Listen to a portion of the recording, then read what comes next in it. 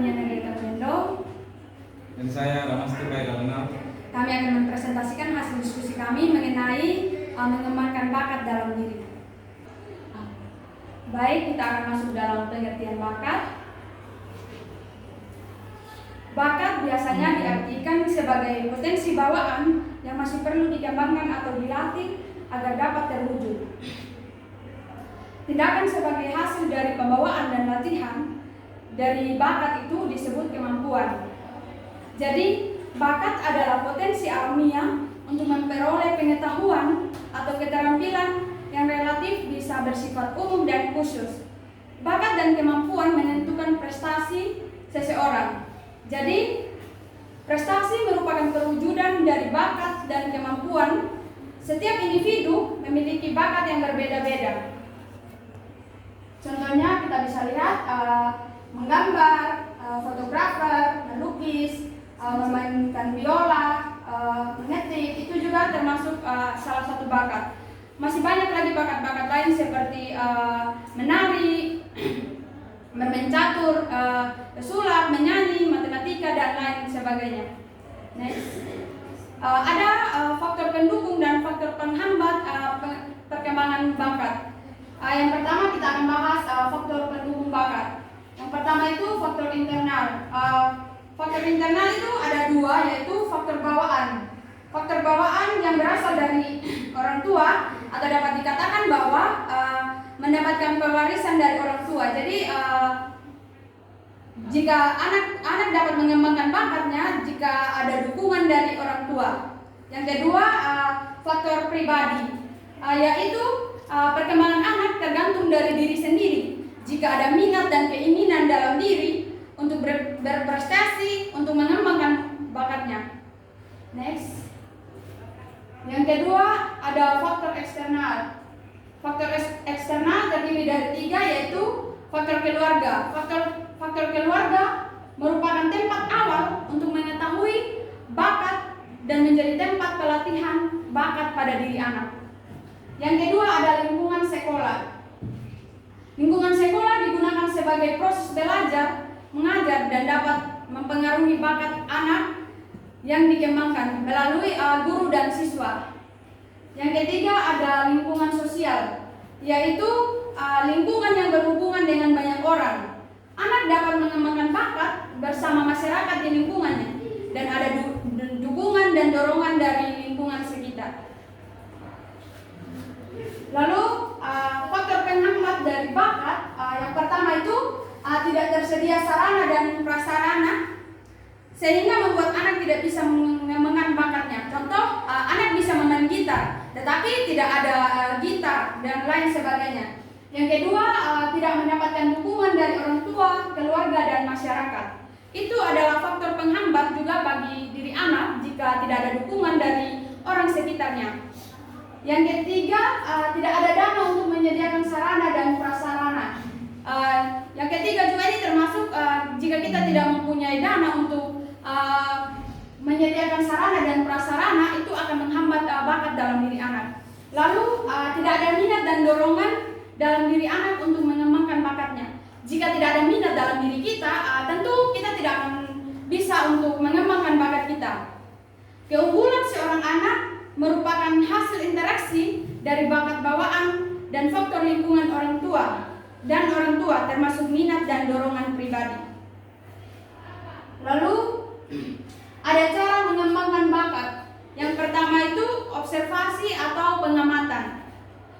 Guru dan orang tua mungkin di rumah dan di sekolah dapat mengamati dan mencatat perkembangan yang berbeda dari diri anak. Mengenalkan mereka pada bidang seni, sains, olahraga, dan lain sebagainya. Melalui itu, guru dan orang tua dapat mengetahui mana yang anak tersebut suka lakukan dan berlangsung selama mungkin. Dengan demikian, guru juga akan mudah untuk memberikan pengarahan terhadap anak yang sesuai dengan kegiatan yang mereka sukai. Lalu yang kedua, memfasilitasi bakat anak. Anak akan mudah untuk mengasah bakat mereka jika disediakan akses bagi mereka. Memfasilitasi bakat anak dan minat anak akan bisa menyelenggarakan kegiatan ekstrakurikuler yang beragam, mengikut sertakan anak dalam kompetisi-kompetisi dan lainnya. Semakin sering anak melakukan kegiatan-kegiatan tersebut, maka anak akan yakin dan percaya diri dengan bakat yang ada dalam dirinya. Yang ketiga, melakukan tes minat.